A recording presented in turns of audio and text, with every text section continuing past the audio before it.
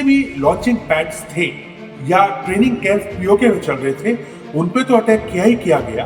और जो हेडक्वार्टर्स थे, मदरसे थे, खासकर लश्कर तैयबा का मुरीदके के अंदर और जैश ए मोहम्मद का भावलपुर में, वहां पे दो मिसाइल्स से ज्यादा मिसाइल्स का अटैक आया।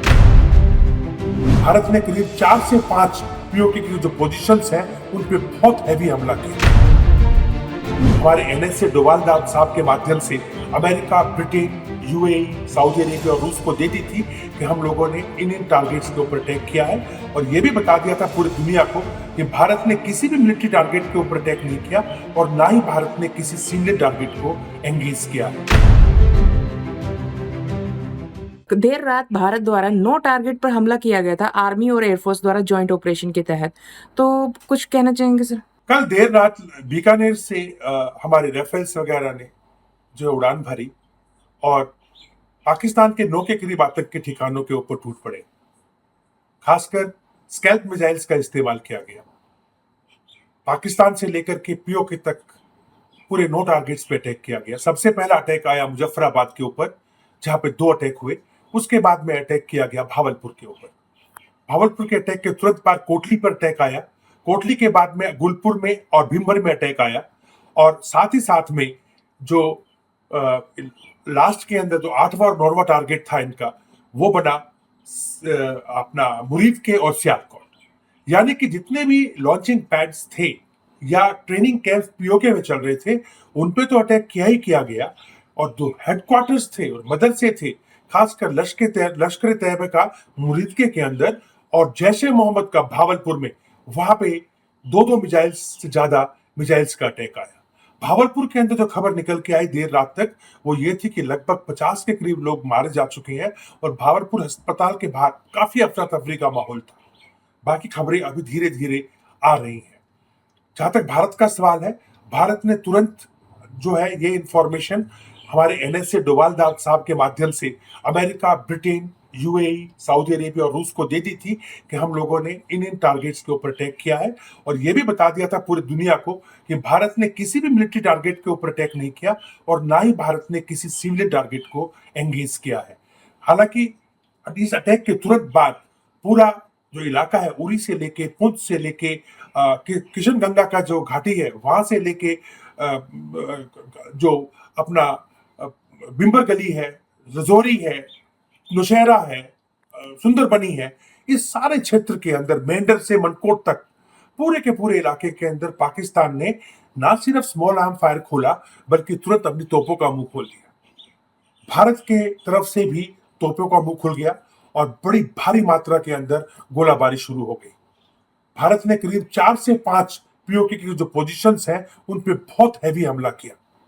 इस देर रात खबर आने तक जो है ये थी कि अभी भी ये गोलाबारी लगातार चल रही है और ये जो गोलाबारी का सिलसिला है ये आगे आज दिन के अंदर कहां तक पहुंचेगा, क्या ये फुल फ्लेज वॉर में होगा या ये रुक जाएगा, ये देखना होगा। क्योंकि अमेरिका के जो सेक्रेटरी ऑफ स्टेट है मार्को रूबियो, उन्होंने और अमेरिका के जो एनएसए हैं, इन दोनों ने पाकिस्तान के एनएसए और आईएसआई के जो चीफ है जनरल आसिम मलिक, उनसे बात की और उन्होंने बिल्कुल क्लियर वर्ड्स में कहा है कि पाकिस्तान अब इस बात के ऊपर आगे अटैक या कोई लड़ाई को नहीं बढ़ाएगा। देखना होगा कि पाकिस्तान उनकी बात को कितना मान देता है या नहीं देता। लेकिन भारत की सेना हर तरीके से, चाहे नौसेना हो, चाहे वायुसेना हो और चाहे थल सेना, पूरी तरीके से तैयार है। भारत के एयर डिफेंस सिस्टम पूरी की पूरी इंटरनेशनल बॉर्डर पे और पूरी एलओसी के साथ तैनात हो रखे हैं। पूरी रात इलेक्ट्रॉनिक वॉरफेयर से पूरे एरिया को सुरक्षित रखा गया। खबरें आई कि पाकिस्तान ने एक मिसाइल मारने की कोशिश की लेकिन वो ध्वस्त कर दी गई। और ये अनकंफर्म रिपोर्ट भी आई कि कोई F-16 घुसने की कोशिश कर रहा था जिसके ऊपर भी वार किया गया, जिसको धराशायी किया गया। कहने का मतलब है कि भारत का एयर डिफेंस सिस्टम पूरे तरीके से पाकिस्तान की किसी भी हिमाकत को झेलने के लिए एकदम तैयार खड़ा है। जिस तरह से लग रहा है कि अगर पाकिस्तान फुल फ्लैश वॉर में जा रहा है तो दूसरी तरफ बलूच आर्मी और टीटीपी बोल रहे हैं कि अगर भारत जंग छेड़ देता है पाकिस्तान के खिलाफ या फिर पाकिस्तान भारत के खिलाफ, तो उस समय हम पाकिस्तान को बिल्कुल ही अपने अंदर ही जॉइंट ऑपरेशन चला देंगे और यहाँ तक कि तालिबान भी ये कह रहा है कि इंडिया को इस मौके का फायदा उठाना चाहिए। जहां तक सवाल है टीटीपी का और बलूचिस्तान का, वहां पर तो पहले से ही पाकिस्तान की आर्मी के साथ और पाकिस्तान की सरकार के साथ तनातनी चल रही है, टीटीपी की भी और बलूच आर्मी की। लेकिन जिस प्रकार से ये गलत एक्सपेक्टेशन जनरल आसिम मुनीर ने किया कि शायद वो इस तनातनी को या भारत के साथ होने वाले युद्ध को वो एक तरीके से इस्लामिक कार्ड के रूप में यूज कर लेगा अपने मंत्रियों से, जैसे उन्होंने कहलवाने की कोशिश की कि सिर्फ भारत पाकिस्तान की 6 लाख की सेना नहीं, 24 करोड़ लोग अपने घरों से निकल के भारतीय सेना से लड़ने आएंगे। उसके ऊपर उसकी पूरी हवा लाल मस्जिद के इमाम ने निकाल दी, जिनका नाम है अब्दुल अजीज गाजी। उन्होंने कल ही जब अपनी मौलानाओं की सभा में सबसे पूछा कि कौन है जो भारतीय सेना के खिलाफ पाकिस्तानी के सेना का साथ देगा, तो एक भी हाथ खड़ा नहीं हुआ।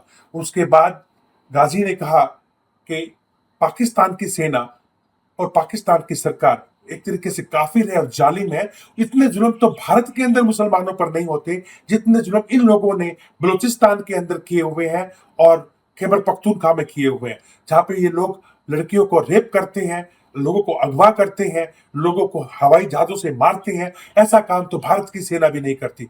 और वही यही चीज ये लोग जो है वो खैबर पख्तूनख्वा के अंदर भी कर रहे हैं।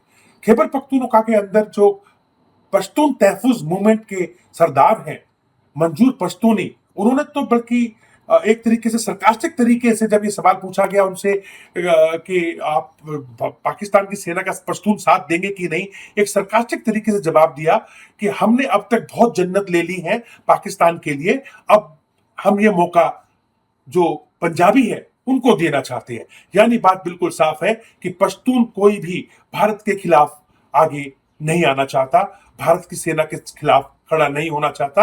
और ऐसी वीडियोस भी बाहर सामने निकल के आई है जहां पे पश्तून के कई जो उलेमा हैं, जो इमाम हैं, उन लोगों ने घोषणा की है कि वो किसी भी हालत में पाकिस्तान की सेना के साथ भारत के खिलाफ नहीं लड़ेंगे और भारत की सेना का साथ देंगे। बात की जाए चीन की तो उसके रुख की तरफ भी देखा जा रहा है, जो कहा जा रहा था कि साथ दे रहा है और तुर्की का भी जिक्र किया जाता है। जहां तक चीन का सवाल है, चीन सामने आकर के साथ नहीं, तुर्की ने अपना एक एंटी सबमरीन जहाज भी जो है वो कराची एयरपोर्ट पे पिछले 2 दिन पहले भेजा था, लेकिन उनका कहना है कि वो सिर्फ 2 दिन की एक्सरसाइज के लिए आए हैं, वापस चले जाएंगे। लेकिन जहां तक चीन का सवाल है, चीन सामने आकर के तो मदद नहीं कर रहा, लेकिन मेरा मानना है कि चीन डेफिनेटली सैटेलाइट का पूरा सपोर्ट पाकिस्तान को देगा, इंटेलिजेंस का पूरा सपोर्ट पाकिस्तान को देगा, क्योंकि अरेबियन सी के अंदर देखा गया कि चीन की कुछ कोस्टल गार्ड्स की मछुआरों की बोट, जिसमें करीब 150 से 200 उनके जासूस के रूप में लोग वहां पे घूम रहे हैं, वो ये इंफॉर्मेशन जरूर दे सकते हैं या हेल्प कर सकते हैं पाकिस्तान को कि हमारे समुद्र के अंदर हमारे जो आईएनएस विक्रांत है या आईएनएस विक्रमादित्य है, जितने भी हमारे स्ट्राइक ग्रुप है, इनकी क्या खास मूवमेंट्स है, क्या वो करने जा रहे हैं, इस तरह की हेल्प चाइना जरूर करेगा।